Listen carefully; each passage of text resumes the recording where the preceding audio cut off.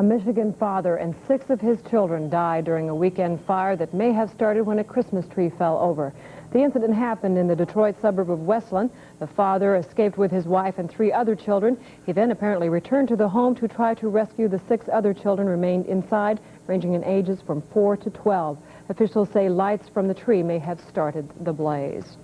Apparently, there will not be a paperback version of the Satanic Verses. A spokesman for author Salman Rushdie's defense committee confirms that the novelist is refusing to authorize it. Rushdie has been in hiding since the late Iranian leader Khomeini placed a bounty on Rushdie's head for writing a novel that Muslims saw as critical of their beliefs. Well, thousands of armed soldiers and police are on patrol in the streets of Bethlehem today. All shops and restaurants are closed because of a strike by the leaders of the Palestinian uprising. Bob Simon has more on the contrast there this holiday season. The Roman Catholic Patriarch of Jerusalem, Monsignor Michel Saba, began his annual pilgrimage along the hilly road to Bethlehem this morning. It was one of the only regularly scheduled milestones of Christmas in the Holy Land, which was not canceled because of fear or protest or the Intifada. Virtually the only people in Manger Square, usually thronged with tourists and pilgrims and parades, were Israeli soldiers, hundreds of them, identifiable by the colors of their berets: infantry, paratroops, paramilitary police. There were no Christmas decorations or celebrations. The shops and restaurants of this Palestinian town were closed. The leadership of the uprising, the Intifada, had declared a day-long strike this day before Christmas. Many of the neighboring Palestinians, who often come for a look, were barred from doing so today. The Israelis had slapped a curfew on 3 nearby refugee camps, confining 15,000 Arabs to their homes. A few American veterans and their wives braved the cold, grim atmosphere. They couldn't understand why they were so alone. I live near a part of the United States that there is a lot of trouble and there is fear of walking around. I don't have that fear today.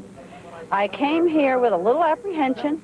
Once I was here, I could not believe how safe I felt. It would have been a completely silent square if the Israeli police band hadn't been on hand to whip up some Christmas carols. Hallelujah! Outside the Grotto of the Nativity, in a land where Christmas seemed to offer so little to celebrate, so very much to fear.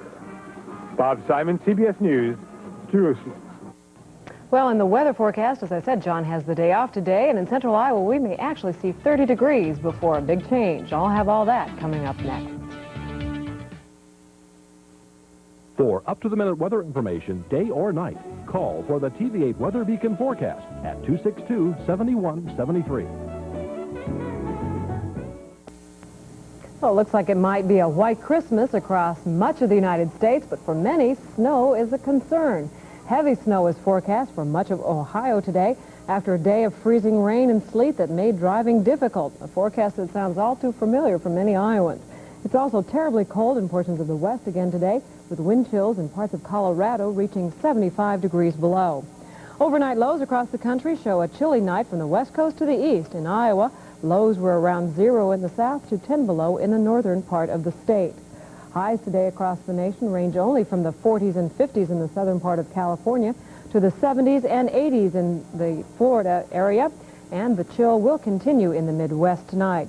Lows tonight will dip into the 30s along the west coast, below 0 across much of the midsection of the United States, and a bit warmer to the east of us. And if you are heading out today, here is the expected driving condition map for you. Expect Interstate 80 from Grand Island, Nebraska through Des Moines east to Chicago will experience windy conditions with flurries tonight. Interstate 35 from Kansas City to Minneapolis, cloudy to the south. Light snow, though, as you get closer to Minneapolis, possible tonight. And through tomorrow across the nation, flurries in the cold moving to the east with warm and sunny skies to the southwest of Iowa. Take a look at our forecast for Des Moines and central Iowa. Increasing clouds this afternoon with a high 25 to 30. Winds from the west-southwesterly 10 to 15. Tonight, mostly cloudy with a chance of flurries, with the low dipping down to near 0. And for Christmas Day, mostly sunny but bitterly cold. A high only about 5 above, and then temperatures expected to fall after that. Our extended forecast calls for a chance of snow Wednesday and Friday, partly sunny on Thursday. Highs generally 5 to 15 above, lows 10 above to 10 below. Currently in Des Moines at noon, we have sunny skies, a temperature reading of 20 degrees. Winds at this hour south at 8, humidity 62%. Barometer is falling at this hour at 30.19.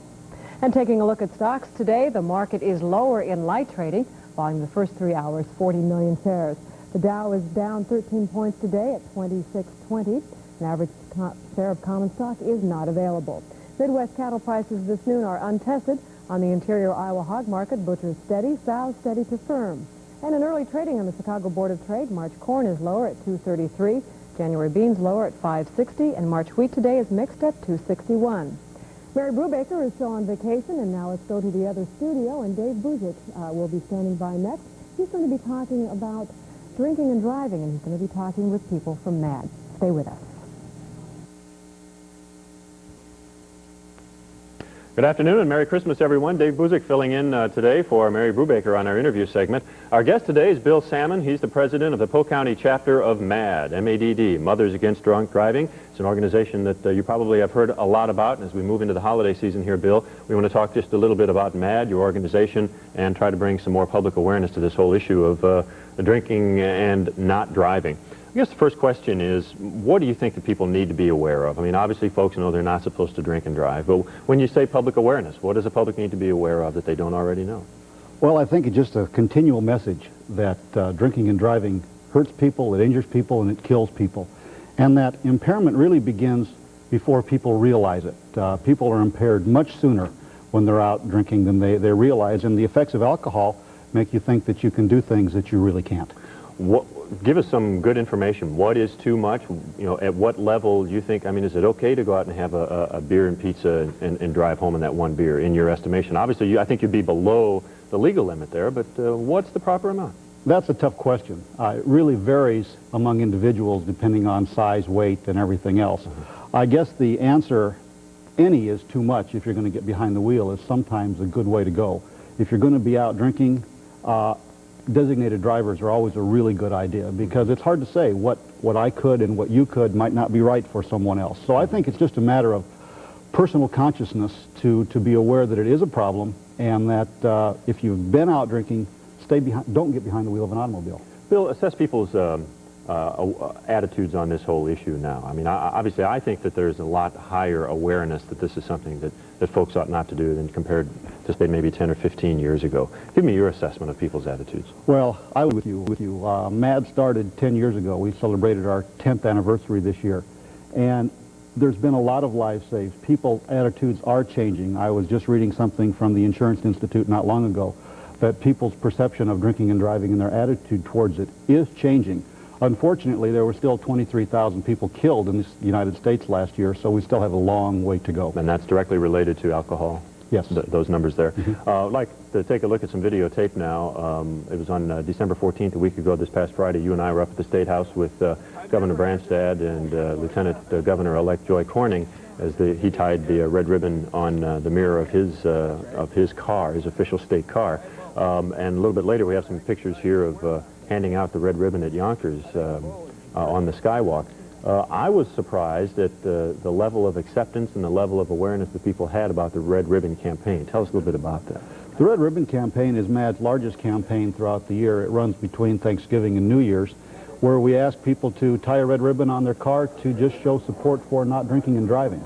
It's been going on in central Iowa now in Polk County for about, I would say, 6 years, and each year it seems like the level gets a little higher. This year there were several companies who passed out check stuffers. Yonkers did a tremendous job this year. The governor ties a red ribbon on, so it just needs to develop and grow, and hopefully everyone will tie a red ribbon on their car. Around the holidays, most people have a red ribbon around their house. And so we would just encourage them to take one of those, maybe an old used one after tomorrow's packages, and tie it on their vehicle and just show support for not drinking and driving. It's just a way to increase people's awareness. What do you do here in Polk County? I'm the manager of, well, what does MAD do? But MAD, we have several public awareness campaigns that we run, and I guess another thing that we need to really focus on is not only the public awareness, but the of drunk driving crashes are also supported by MAD locally. We have support groups, we have people down in the courts, we have people sitting with them, and they're just constantly working with the victims of drunk driving crashes. And I think We talk a lot about public awareness, but I think we also need to focus on there are victims out there, people who have lost family members, and so MAD 50-50, we work a lot with the victims of those crashes. Now, you work at Preferred Risk, and that's kind of a nice fit because they do a lot of this work. But why did you personally get involved in MAD? I think it's a tremendous organization. I think it's drinking and driving is something that we can do something about. It's individual responsibility, and I think it's just a matter of getting out and talking about it and doing something good in the community, and that's why I got involved. Do you ever feel like you're swimming upstream? No, because I see support. You know, we talked a little bit earlier. The support is there. People's attitudes are changing, and it's just a matter of hammering on that constantly. And so I'm optimistic about the future. MAD has a new program for the next 10 years of our organization. It's called the 20 by 2000 campaign. And there are... I ask you to speed it up a little bit. We need to go. But there are things that we can do and we will do. All right, very good. And quickly, if folks want to get a hold of you or MAD, is there a phone number? It's in the phone book, P.O. Box 65130, West Des Moines, Iowa. You can write us a letter, or the number is in the book. MAD, M-A-D-D. Thanks very much, Bill. We appreciate it. And Molly will be back with more news right after this.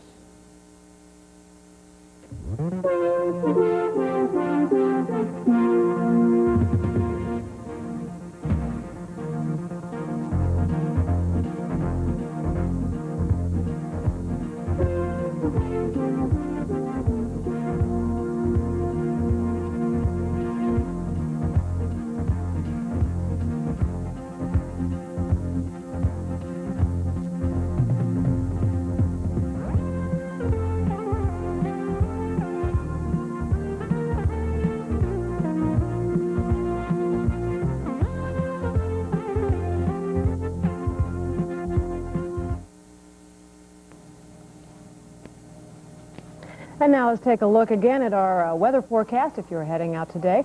The forecast for Des Moines and central Iowa. Increasing clouds this afternoon with a high 25 to 30. We haven't seen that for quite a while. Winds west to southwesterly 10 to 15 miles an hour. For tonight, mostly cloudy with a chance of flurries and a low near zero. Winds southwesterly becoming northwesterly tonight 15 to 25. And for Christmas Day, mostly sunny but bitterly cold. A high only around 5 above. Temperatures beginning to fall after that. And our extended does show that highs through Friday will be above zero. Wednesday, a chance of snow. Friday, a chance of snow. Partly cloudy skies on Thursday. Highs 5 to 15 above. And lows 10 above to 10 below. Currently in Des Moines. And I don't have that right now. Well, coming up tonight at 6, here's some of the stories we're working on for you. We'll have more on that last-minute rush to get your Christmas gifts. We'll also be telling you about some Osceola Care Center residents who are spending a part of their Christmas Eve tonight at a local church because the heat at their facility doesn't work. Those stories and more tonight at 6. And from all of us in the morning crew at TV-8, we wish you very Merry Christmas, safe driving, and happy holidays. We'll be off tomorrow, and we'll see you again on Wednesday.